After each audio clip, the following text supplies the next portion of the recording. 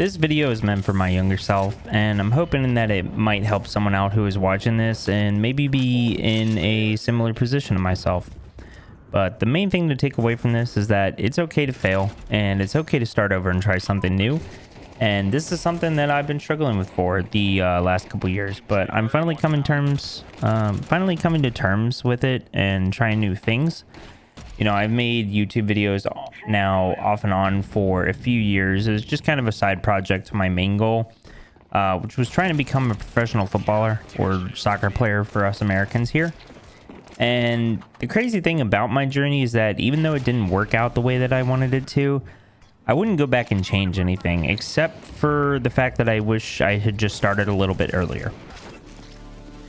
In the beginning, I played baseball as a kid, and as a younger child around the age of 10, finding myself standing in the outfield, picking the grass, waiting for someone to finally hit the ball to me in the outfield just didn't tickle my interest.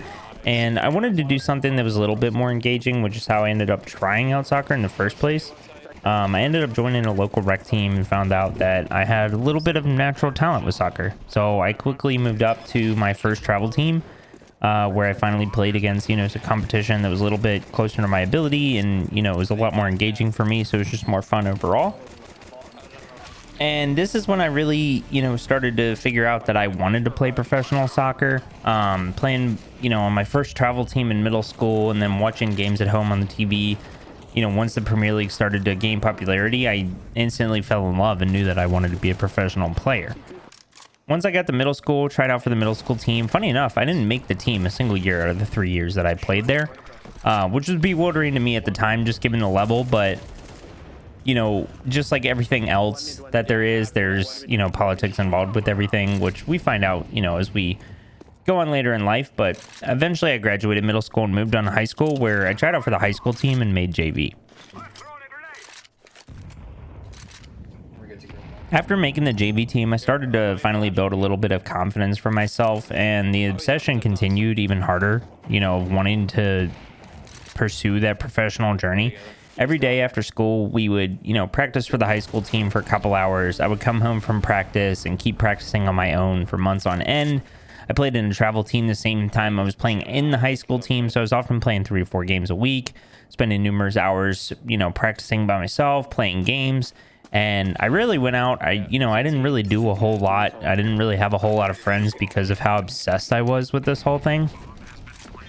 And in my junior year of high school, I finally, moved up to the varsity team and continued with these same patterns that I had, continued with in the beginning of my high school career, where I was playing on multiple teams, practicing every day. Had a pretty successful junior season.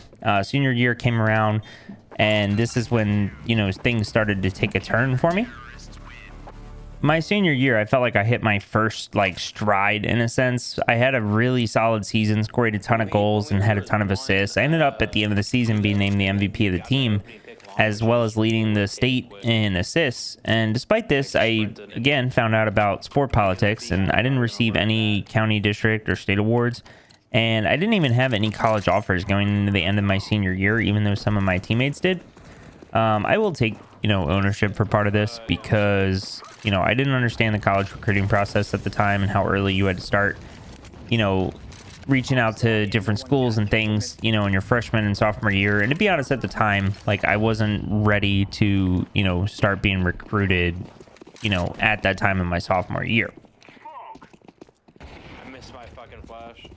I did do quite a bit of reaching out to different schools, and a lot of those emails went unanswered, and the rest of them were typically like, we don't have any spots on the team left available, but you can walk on. And I knew that, one of the only pathways to try and play professionally was to play in college and hopefully go to the draft afterwards. So I signed up for classes at a D3 school and attempted to walk onto the team. I didn't make it. And that was one of the times that I had felt like the biggest failure in my life. But thankfully, I never gave up, because what was to come, I had no idea. I continued practicing every day when I wasn't in class, because I was determined to make the team in the spring. They have a spring season with college, for those of you who don't know. Just like any other sport, they have an off season where we'd practice a couple times a week, play a couple games. But I was determined to make that team in the spring. Now, through training every day and just trying to get better and get myself to that level, I ended up meeting my best friend, which I didn't know he would be my best friend at the time, but we started training together on the field. He was already on the team, but wasn't getting much playing time and had similar aspirations as me. And we spent long hours training every day. I mean, we train every day, multiple hours a day, 6 a.m., 9 p.m., didn't matter what day or time, just countless hours, day in or day out. And when spring tryouts finally came around, he was pretty much already on the team, from the fall. So he got automatically picked for spring. But I ended up making the squad. Now, like I said, spring season isn't much. It didn't count as my year of eligibility. We trained 2 to 3 times a week. We played 3 games against a couple of the other colleges in the area, a couple D1 teams, couple D2 teams. And it finally gave me like some satisfaction that, my career was actually like going in the right direction at that point in time. And I was being challenged in ways that I hadn't been challenged before, not only in a physical way, but also a mental way too. And it ultimately ended up making me a better player to the point where I was able to join my first academy team. So this was back in the summer of 2014. I was living in the area and my buddy had let me know about an opportunity to play with the Harrisburg City Islanders Academy. And it was about 30 minutes where I was living from at the time. So I went to open tryouts for the team along with a couple of my college teammates, some who were, already on the team and eventually, made the roster for the U20 Academy team. And this was the first time in my life that I ever felt like, I was playing where I was supposed to be and really starting to develop my career. I played at the City Islanders Academy for the summer, and then I ended up moving back home in the summer of 2015. And I tried out for the DC United U23 Academy. Now, they had merged with the Northern Virginia Royals and formed a joint club that played under the name Evergreen FC. Which was in the PDL. It's now called USL League 2, but it's essentially like the highest level you can play before you get to, the professional, like, paid level. And I made the team. And that was where I had, like, the real big wake-up call where it was like, holy shit, like, we actually have a chance of, doing this thing. My teammates playing with players that eventually would move on. Some of them did play professionally. Some of them were playing at, really big D1 schools at the time, like University of Maryland, University of Virginia. And I felt like that summer I had made the most progress in my career that I had ever had. And again, being challenged in ways that I had never been challenged before. Now, I didn't really play in a whole lot of games that year, but I still went to every single training. I played in a few of the reserve matches, and it was really crucial in my development. Making me a better player and really just giving me the belief that I could actually do it. And then I made probably what I would say is my biggest regret in my career. I won't, go too deep into, the fine tuning of everything, but despite playing at DC United's 23s, I still didn't have any offers to transfer. I had played at junior college the last couple years. I didn't end up staying at the original school that I had played that spring season with because of finances. I would have ended up paying, like $30K a year for the next 4 years. And I just, in my head, that didn't feel like the right decision for me. So I did 2 years of junior college. I had a ton of school offers from schools, all over the place, like small schools, but none that felt promising of helping me get to the level that I wanted to play. And I ended up transferring to a local school. I knew the coach, was a previous player from the original college that I went to. And despite getting a good amount of playing time, the level of play at that school was honestly pretty poor. And I think it hurt my development more than it helped me.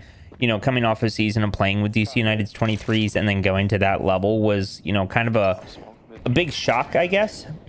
And despite getting a lot of playing time, I had a really middle of the road career. I scored one of the best goals I've ever scored in my life, and I had countless of assists, playing as a midfielder there. But it was really just, a subpar career for college in general. So I had not really any statistics to show for it. After I graduated, I went back to playing with the City Islanders Academy. I ended up playing with their U23s for 2 years because their schedule and location suited me a little bit better than trying to go back to DC United. At the time, I was working full time now that I graduated, and DC United's Academy training, they wanted to, do training at 11 a.m. on the weekdays, which for somebody trying to work, it doesn't work out the greatest. So that's why I ended up going back to the City Islanders 23s. And, after a pretty miserable career at college, playing at the City Islanders 23s for a couple summers, actually, rebuilt that confidence and I was playing good footy again. And then I stopped hearing from everybody. And, it was kind of weird for me because I'd always stayed in contact with a lot of the players and stayed in contact with the coaches. But, come the summer of 2019, I really wasn't receiving any correspondence from anybody anymore. And the crazy thing is I had received an alert on my phone, later that year that the club completely ceased operations and had no employees. And I honestly didn't know what to believe at the time, or like even believe if it was true. But sure enough, I looked it up and it was, accurate. Like the club actually shut down operations entirely. I don't know why or how, the finances and everything came to be like that. But the whole organization just ended up shutting down. And then we all know what happened after that. COVID hit. Soccer didn't happen for the following 2 years. So I was almost out of team, for 3 years at that point. I ended up moving to Ohio and I made one last run with a semi-pro team here called Cleveland SC, but I really just could never get a rhythm going again in the way that I had before, playing at a consistent level the whole time.